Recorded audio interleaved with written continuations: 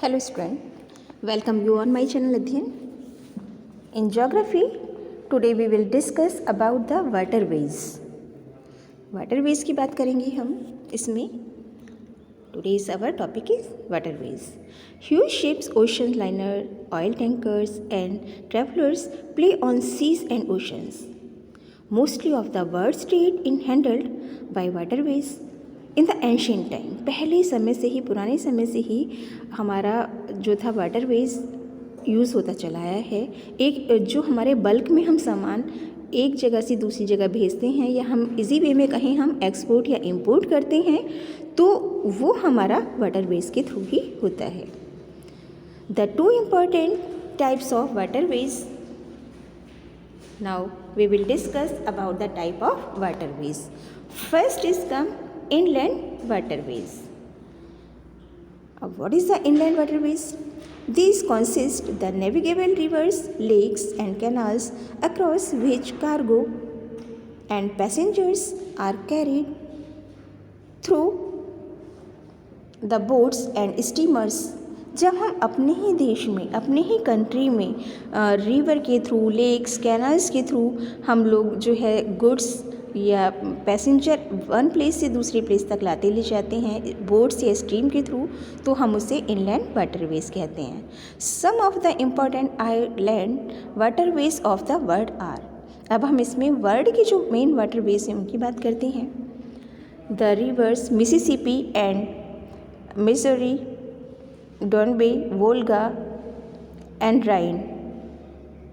The Saint Lawrence river, seaway, great lake waterways between USA and Canada.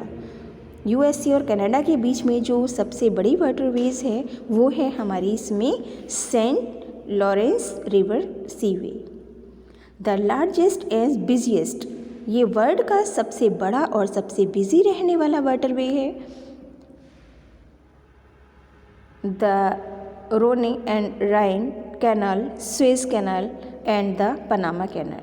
ये ऐसी canal हैं हमारी जिनके थ्रू हमारा इनलैंड वाटरवेज होता है वर्ल्ड में. अब बात करते हैं हम सेकंड, ओशन ट्रांसपोर्ट.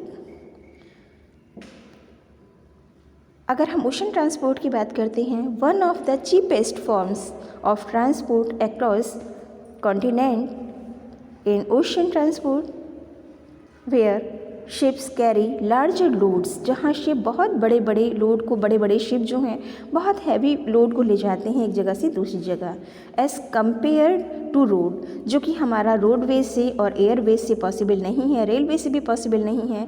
तो जो हमारा बल्क में सामान एक जगह से दूसरी जगह तक जाता है वो हम अपने ओशन ट्रांसपोर्ट के थ्रू ही भेजते हैं. Some of the busiest oceans routes are. अब जो वर्ल्ड की सबसे बिजी ओशन रूट हैं वो कौन कौन सी हैं?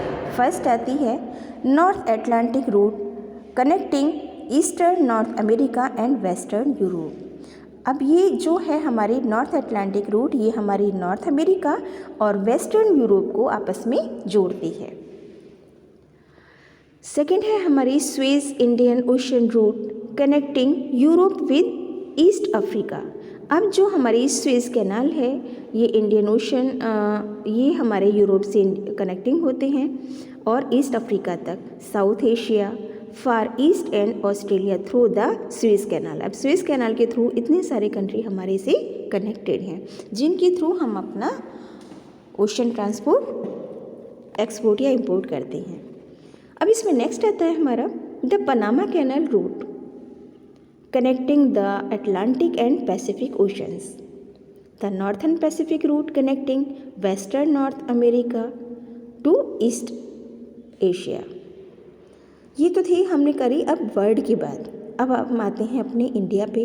इंडिया में हमारे कौन कौन से ओशन ट्रांसपोर्ट हैं तो उनकी बात करते हैं. तो इसमें फर्स्ट नंबर पे आता है Mumbai, Kolkata, Chennai in India and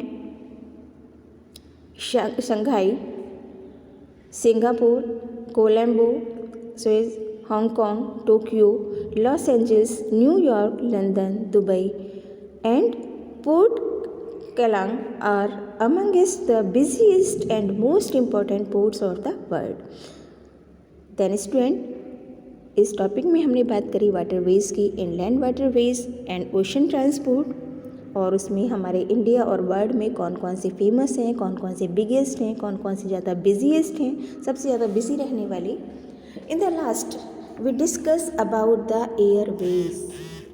हम ये भी कह सकते हैं कि एयरवेज जो है हमारा वर्ल्ड का सबसे न्यूएस्ट हमारा ट्रांसपोर्ट है, जो हमारा जिसके थ्रू हम करते हैं इसमें ट्रांसपोर्टिंग